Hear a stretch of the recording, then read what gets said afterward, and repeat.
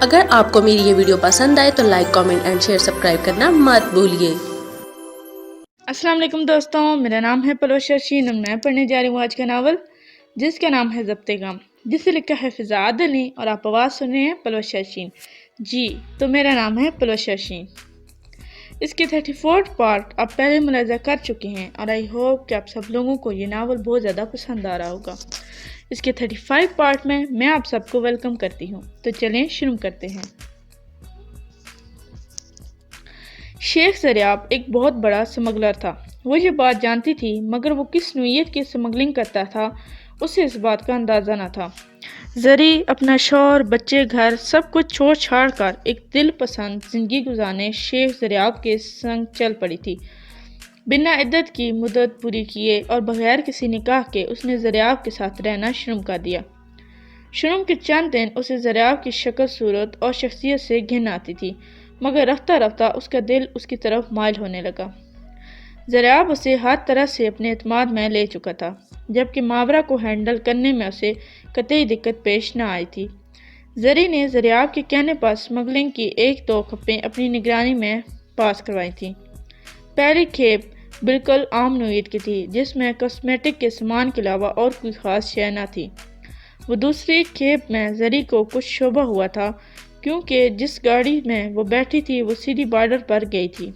بظاہر وہ ایک کرولا کار تھی، مگر وہاں سے واپسی پر وہ ایک چھوٹے ٹرک میں فرنٹ پر ڈرائیور کے ساتھ بیٹھ کر آئی تھی۔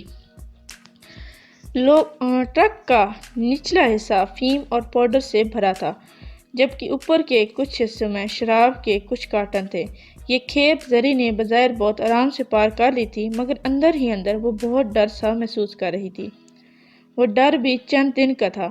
وہ اپنے آپ کو اس طرح کمزور ظاہر کر کے زریاب کے سامنے یہ نہیں دکھانا چاہتی تھی کہ وہ اس کے ساتھ نہیں چل سکتی۔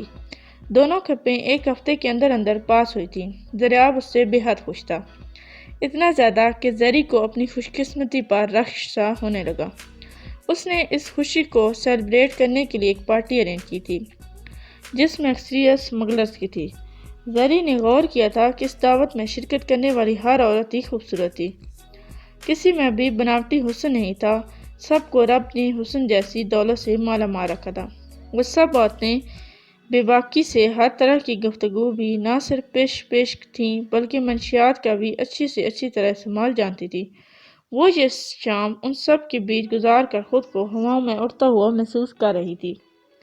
اسی شام زریاب نے اس کو ایک اور کھیپ لے جانے کی آفر کر دی، جسے اس نے انتہائی گرمجوشی سے قبول کر لیا۔ کھیپ کا نام ہائی ریسیو تھا۔ کھیپ کی روانگی جمعے کے روز تھی۔ اس نے زریاب سے ہائی ریسیو کا مطلب اور کھیپ کے بارے میں کوئی سوال نہ کیا تھا۔ اس کے خیال میں جب وہ شراب اور افیم جیسی کھیپ لے کے جا سکتی ہے تو اس سے زیادہ ہائی ریسیو اور کیا ہو سکتی ہے۔ اس نے اپنی اس خوشی میں ماورا کو بھی شریک کیا تھا۔ وہ اپنی ہر بات اس سے کرتی تھی۔ اس سارے عرصے میں ماورا نے اسے بہت گائیڈ کیا تھا۔ جس رات زریاب نے زرتاشا بیگم کو ہائی ریسیو لے جانے کا کہا تھا، اس رات اس نے ڈائننگ ٹیبل پر اعلان کر دیا تھا کہ ماورا کا ایڈمیشن لندن کی یونیورسٹی میں ہو چکا ہے۔ بدھ کی صبح وہ روانہ ہو جائے گی۔ گو کہ ماورا کو اب پڑھائی میں بالکل بھی دلچسپی نہ تھی، مگر لندن اس کا خواب تھا۔ ایک اور خواب پورا ہوتے ہوئے وہ بے حد خوش تھی۔ منگل تک اس نے خوب شاپنگ کی تھی۔ بالآخر وہ منگل کی صبح لندن پرواز بھرنے کے لیے روانہ ہو گئی۔ زری خوش تھی، مگر ماورا کے چلے جانے کے بعد وہ مکمل تنہا ہو چکی تھی۔ اس 1 ماہ میں اسے سوشل سرکل میں اتنا مقبول ہو چکی تھی کہ ماورا کے چلے جانے کا دکھ اسے اتنا محسوس نہ ہوا تھا۔ وہ ہر دل عزیز تھی، سب بھی اس کی شیدائی تھے۔ وہ یہی سب چاہتی تھی کہ اسے اس کی سوچ سے زیادہ ملے، اس لیے اب اکیلے ہو جانا اتنا بڑا مسئلہ نہ تھا۔ بدھ کی شام زری بیگم شیخ زریاب کے ساتھ کراچی سے پشاور کے لیے روانہ ہو چکی تھی۔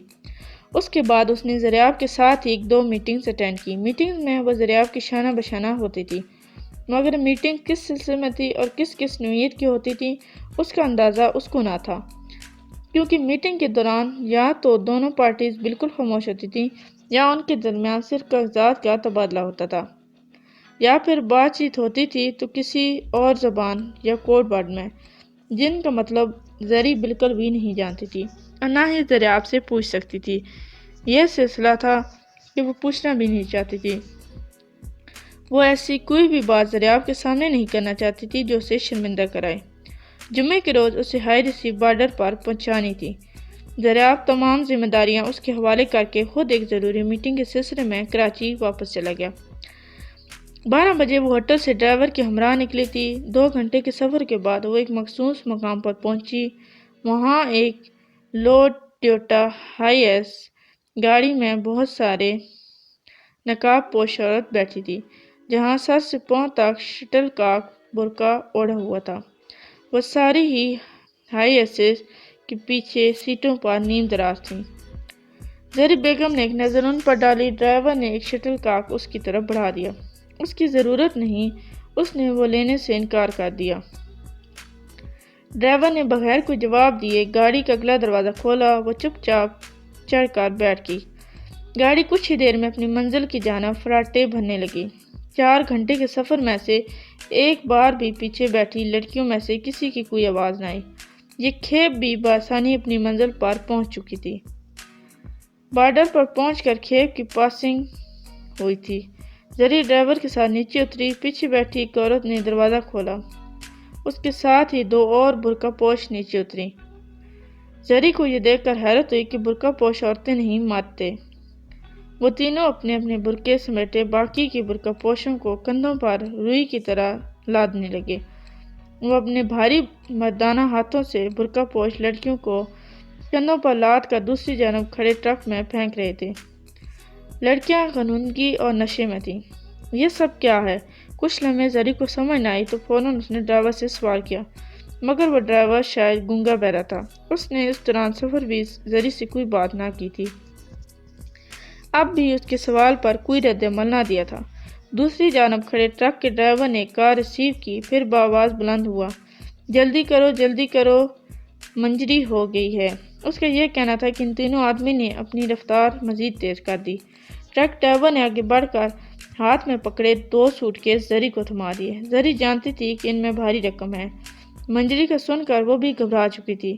سوٹ کیس ڈرائیوروں نے ہائی ایس کے قریب کھڑی بلیک کرولا کی ڈگی میں رکھوا دیے۔ وہ سب بہت آنا فانا ہو رہا تھا۔ ہائی ایس کے ڈرائیور نے اب کار کی ڈرائیونگ سیٹ سنبھال لی۔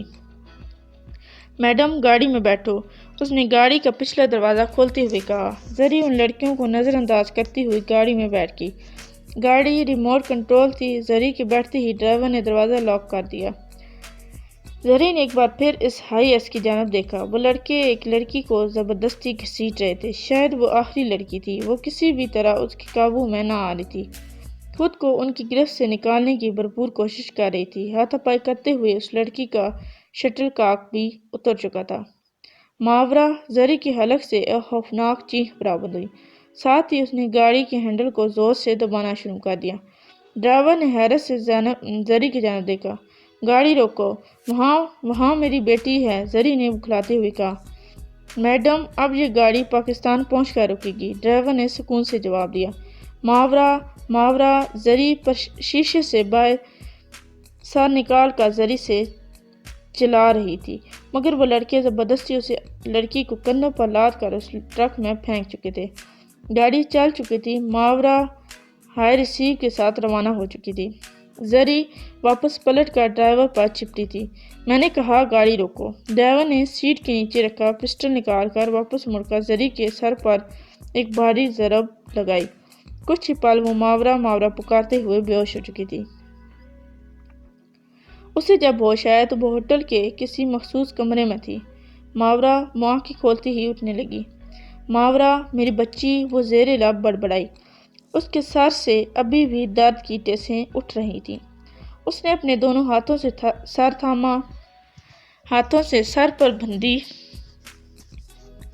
پٹی ٹٹولی۔ اسے بے ہوش ہونے سے پہلے واقعہ یاد آیا۔ High receive! وہ سر پکڑ کر بہت مشکل سے اٹھ کر بیٹھی۔ ماورا میری بیٹی، وہ ہنوز یہی لفظ بڑبڑا رہی تھی۔ اتنے میں کمرے کا دروازہ کھلا۔ اندر داخل ہونے والا شخص شیخ دریاب تھا۔ دریاب کو اپنے سامنے دیکھتے ہی زری کا خون کھول اٹھا۔ وہ زخمی شیرنی کی مانند اس پر جھپٹی۔ کہاں ہے ماورا؟ کہاں بھیجا تم نے اس کو؟ بتاؤ مجھے، کہاں ہے میری بچی؟ وہ اس کو کوٹ کے کالر سے پکڑ کر جھنجھوڑتی رہی، تقریباً چلا رہی تھی۔ زریاب چند لمحے اس کو تکتا رہا۔ اس نے اسے بازوؤں سے پکڑ کر اپنی کالر چاہتے ہوئے پیچھے دھکیلا۔ خاموش، چلاؤ مت زری بیگم، چلانے سے نقصان تمہارا ہوگا۔ وہ اس پر گر جاتا۔ کیا نقصان؟ ہاں، اس سے زیادہ کیا نقصان ہوگا میرا؟ تم نے مجھ سے میرا سب کچھ چھین لیا۔ کچھ بھی نہیں بچا میرے پاس، کچھ بھی نہیں۔ وہ بھی گجی تھی، مگر آخری جملے پر اس کی آواز جیسے رن گئی تھی۔ زریاب کے چہرے پر ایک مکروہ مسکراہٹ آئی تھی، جس نے زری بیگم کی روح تک کو شدید ایک پل میں جھلسا دیا تھا۔ میری بیٹی، میرا گھر بار، میرا سب کچھ۔ وہ اپنے سینے پر ہاتھ رکھے بہت دھیمے لفظوں سے ہی خود کو سرگوشی کر رہی تھی۔ اوہ، بہت جلدی خیال آ گیا گھر بار کا۔ اس نے لفظ گھر بار پر زور دیتے ہوئے طنز کیا۔ مگر ان سب کے ساتھ ساتھ چوٹ لگتے ہی تم اپنا ذہنی توازن بھی کھو بیٹھی ہو۔ میں نے تم سے کچھ بھی نہیں چھینا، بلکہ اپنا سب کچھ تم پر اپنی مرضی سے چھوڑ کر میرے پاس آئی تھی، اس نے کہا۔ میں نے مجبور نہیں کیا تھا، وہ چیختی ہوئے بولا۔ زور دو ذہن پر، یاد کرو، وہ ٹھیک کہہ رہا تھا۔ اس نے اسے 2 قدم پیچھے دھکیلا تھا۔ وہ چند سیکنڈ خاموش رہی، پھر ایک خیال آتے ہی وہ دوبارہ اس پر جپٹی۔ ماورا کہاں ہے؟ کہاں بیچا ہے تم نے اسے؟ تم نے تو کہا تھا لندن بھیجوں گا تم اس کو۔ میری بیٹی بولو۔ وہ ایک بار پھر اس کا گریبان پکڑ کر جھنجھوڑ رہی تھی۔ ماورا کو میں نے لندن بھیج دیا ہے، تم جانتی ہو۔ اس نے ایک بار پھر اپنا گریبان چھڑاتے ہوئے ہونٹ بھینچ کر کہا۔ نہیں، کل ہائی ریسیو میں تم نے اس کو بارڈر پر پار بھیجا ہے۔ بتاؤ کیوں بھیجا؟ بتاؤ مجھے۔ تم نے میری بیٹی کو سمگل کر دیا ہے۔ وہ آخری جملے پر دھاڑے مار کر رونے لگی۔ شیخ زریاب کا ایک زوردار کہکا ہوا میں بلند ہوا۔ ہائی ریسیو، وہ کہکا لگاتے ہوئے بولا۔ ہائی ریسیو میری نہیں، تمہاری تھی زرتاشا بیگم۔ تم بھول رہی ہو، وہ لڑکیاں تم لے کر گئی تھی۔ اور وہ لڑکیاں ہی نہیں، تم اس سے پہلے منشیات وغیرہ بھی سمگل کر چکی ہو۔ اب تم میرے سر پر الزام تھوپ رہی ہو۔ اس کا انداز طنز آمیز تھا۔ کب؟ کیا مطلب؟ اس کے حلق سے بس یہی نکلا۔ اس کا مطلب کی کیا بات ہے؟ جو عورت اپنے وفادار شوہر، اپنے پیارے پیارے بچوں کو چھوڑنے کا قدم اٹھا سکتی ہے، وہ کیا اتنی چھوٹی چھوٹی باتوں کا مطلب نہیں سمجھ سکتی؟ اس نے ایک بار پھر مکروہ ہنسی۔ کیا کہنا چاہتے ہو تم؟ زری اشتعال میں دھاڑی۔ وہ کچھ دیر خاموش قہر زدہ نظروں سے اسے دیکھتا رہا۔ یہ پکڑو DVD، اگر اتنی ہی چنی کاکو ہو تو اس کو لگا کر دیکھ لو، تمہیں مطلب سمجھ آ جائے گا۔ وہ اس کو اپنے کوٹ کی جیکٹ سے DVD کیسٹ نکال کر تھماتے ہوئے بولا۔ زری نے کچھ پل اس سے CD لے کر پھر ایک دم سے اسے زمین پر پٹک دیا اور وہ دوبارہ چلائی۔ کچھ نہیں چاہیے مجھے شیخ زریاب، مجھے میری بیٹی چاہیے، ورنہ میں تمہیں نیست نابود کر دوں گی۔ وہ کپکپاتے ہاتھوں سے اپنا سر تھامتے ہوئے بولی۔ اس وقت اس کی حالت جنگل میں پڑی اس زخمی ہرنی جیسی تھی جس کا بچہ اس کی آنکھوں کے سامنے درندے چھپٹ کر لے گئے ہوں۔ ہا ہا۔ زریاب کا ایک اور کہکا بلند ہوا۔ تم کچھ نہیں کر سکتی، سمجھی نا؟ اس نے زری کے قریب جھک کر سرگوشی کی۔ شور شرابہ کرو گی تو نقصان تمہارا ہی ہوگا۔ بیٹی تو تم خود ہائی ریسیو میں بارڈر پر چھوڑ آئی ہو۔ اب کہیں ایسا نہ ہو کہ اپنی بیٹی سمیت باقی سب کی بیٹیوں کا حساب بھی تمہیں جیل کی چکی پیس کے دینا پڑے، کیونکہ تم نے صرف اپنی بیٹی ہی نہیں بھیجی بلکہ 8 لڑکیاں اور بھی تھیں ہائی ریسیو میں۔ گنی تو ہوں گی تم نے۔ وہ اپنی بات مکمل کرتے ہوئے زری کی جانب دیکھ کر مسکرایا۔ مسکرا وہ رہا تھا مگر زری کو یک لخت ایسا لگا جیسے سارا عالم اس پر ہنس رہا ہو۔ وہ اس وقت صحیح معنوں میں مسخر بن چکی تھی۔ وہ جل رہی تھی سر سے پاؤں تک، اس کے اندر ایسے شعلے دہک رہے تھے جسے جہنم کی سرخ آگ میں کسی نے جیتے جی پٹک دیا۔ نہیں، کسی نے نہیں، بلکہ وہ خود ہی اس آگ کو سونا سمجھ کر اس میں کود پڑی تھی۔ ہوتا بھی ایسا ہی ہے، لالچ انسان کو بہشت سے دوزخ تک لے جاتا ہے۔ اسے بھی جلنا تھا، بہشت سے نکل کر دوزخ کی آگ میں تا حیات جادواں۔ اب تک کے لیے اتنا ہی، ملتے ہیں نیکسٹ پارٹ میں، تب تک کے لیے اللہ حافظ. Please like, subscribe and share our channel and press the bell icon for more videos.